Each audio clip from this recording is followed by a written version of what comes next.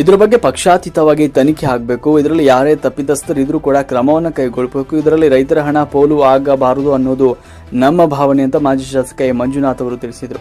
ನಿರ್ದೇಶಕರು, ವ್ಯವಸ್ಥಾಪಕ, ಚಿನ್ನ ಪರಿಶೀಲಿಸಿದ ವ್ಯಕ್ತಿ ಚಿನ್ನ ಅಡವಿಟ್ಟರು. ಇದರ ಬಗ್ಗೆ ಖಂಡಿತ ತನಿಖೆ ಆಗಲಿ. ಬಿಡಿಸಿಸಿ ಬ್ಯಾಂಕ್ ಹಣ ಖಂಡಿತ ರೈತರ ಹಣ, ಯಾವ ಕಾರಣದಿಂದ ಮೋಸ ಆಗಬಾರದು. ಇಂತಹ ವಿಚಾರದಲ್ಲಿ ದೊಡ್ಡ ತನಿಖೆ ಆಗಲಿ.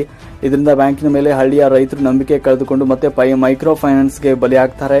ಸಂಪೂರ್ಣ ತನಿಖೆ ಆಗಬೇಕು. ಹಾಗೆ ರೈತರಿಟ್ಟ ಚಿನ್ನ ಕೂಡ ಯಾವ ವ್ಯತ್ಯಾಸ ಆಗದೆ ಹಣ ಕಟ್ಟಿದ ವ್ಯಕ್ತಿ ಮಾಲೀಕರ ಕೈಗೆ ಸೇರಲಿ ಅನ್ನುವಂತ ಮಾತನ್ನ ಹೇಳಿದರು.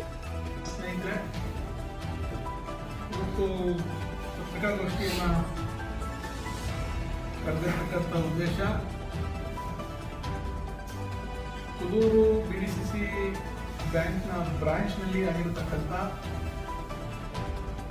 ಹಗರಣವನ್ನ ಮುಚ್ಚಾಕುವಂತ ಹುನ್ನಾರವನ್ನ ಏನು ನಡೆಸ್ತಾ ಇದ್ದಾರೆ. ಈ ಹಗರಣ ಪಾರದರ್ಶಕವಾಗಿ ತನಿಖೆ ಆಗಬೇಕು. ಏನು ಇಲ್ಲಿ ಸುಮಾರು 9 ಕೋಟಿಗೂ ಹೆಚ್ಚು ಹಣ ದುರ್ಬಳಕೆ ಆಗಿದೆ. ಇದರ ಬಗ್ಗೆ ಸಂಪೂರ್ಣವಾದಂತಹ ತನಿಖೆ ಆಗಿ ಯಾರು ತಪ್ಪಿತಸ್ಥರಿದ್ದಾರೆ, ಯಾರು ಇದರ ಹಿನ್ನೆಲೆ ಗಾಯಕರಿದ್ದಾರೆ, ಯಾರು ಇದಕ್ಕೆ ಬೆಂಬಲವನ್ನ ಕೊಟ್ಟಿದ್ದಾರೆ, ಎಲ್ಲವೂ ಕೂಡ ಸಂಪೂರ್ಣವಾಗಿ ತನಿಖೆಯಾಗಿ ಇದು ಬಿಡಿಸಿಸಿ ಬ್ಯಾಂಕ್ನ ಹಣ ಸಾರ್ವಜನಿಕ, ಅದರಲ್ಲೂ ವಿಶೇಷವಾಗಿ ರೈತರ ಹಣ, ರೈತರ ದುಡಿಮೆಯಿಂದ ರೈತರು ಸಾಲ ತೆಗೆದುಕೊಂಡು ಬಡ್ಡಿಗಳನ್ನು ಕಟ್ಟಿ ಒಂದು ಸಹಕಾರ ಸಂಘ ಬೆಳೀಲಿ ಅಂತೇಳಿ ಹಿಂದೆ ಪುಣ್ಯಾತ್ಮರು ಮಾಡಿದಂತ ಈ ತರದ ಒಳ್ಳೆಯ ಬ್ಯಾಂಕ್ಗಳಿಗೆ ಇವತ್ತು ಕನ್ನವನ್ನು ಹಾಕುವಂತ ಕೆಲಸ ಇತ್ತೀಚಿನ ದಿನಗಳಲ್ಲಿ ನಡೀತಾ ಇದ್ದಾರೆ.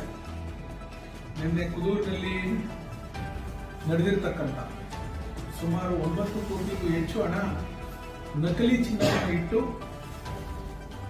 ಅಲ್ಲಿನ ಬ್ಯಾಂಕ್ನಲ್ಲಿ ಕೆಲಸ ಮಾಡ್ತಾ ಇರ್ತಕ್ಕಂಥ ಮ್ಯಾನೇಜರ್ ಇರ್ಬೋದು, ಸಿಬ್ಬಂದಿ ವರ್ಗದವರು ಇರ್ಬೋದು, ಏನು ಚಿನ್ನವನ್ನ ವ್ಯಾಲ್ಯೂಯೇಟ್ ಮಾಡ್ತಾರೆ, ಅಪ್ರೋಸರ್ ಅಂತ ಏನು ಕರೀತಾರೆ, ಅವರ ಶಾಮೀಲು. ಅದರ ಜೊತೆಯಲ್ಲಿ ನಮ್ಮ ಮಾಗಡಿ ತಾಲೂಕಿನ ಬಿಡಿಸಿಸಿ ಬ್ಯಾಂಕ್ನ ನಿರ್ದೇಶಕರಾದಂಥ